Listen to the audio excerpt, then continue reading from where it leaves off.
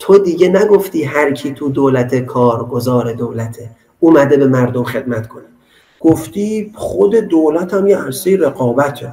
ما نفتی‌ها چون نفتو میفروشیم زورمون زیاده، 14.5% رو همون اول برمیداریم. ادعامون هم اینه که اینو میخوایم خرج توسعه میدان کنیم و خرج نمیدونم رشد تکنولوژی صنعت نفت کنیم.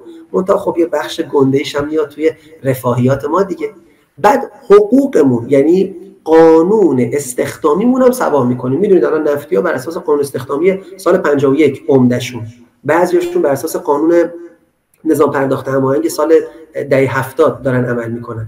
منتها 40% کارمندای دولت اون طرف، یعنی 40% کارگزاران نظام دارن با قانون مدیریت خدمات کشوری مصوب سال 86 حقوق میگیرن. قوانین متفاوته، مثل اینه که زیر یه بارون وایسادیم ولی چترهای ما متفاوته. این معنی نداره همه ما باید زیر یه چتر وایسیم.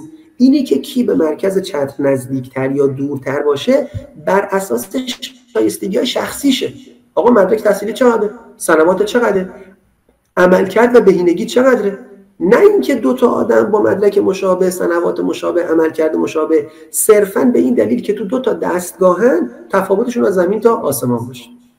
پس اون شکست سیاسی، ایده سیاسی میرسه به چی؟ شکست دو اصل فراگیری و مقایسه پذیری. این تو بخش دولتی ما الان این چالشمونه. خیلی ساده این چالشمونه. خدا رحمت کنه مرحوم شهید رئیسی رو از این تعبیر میکرد به دومینوی دستمزدی.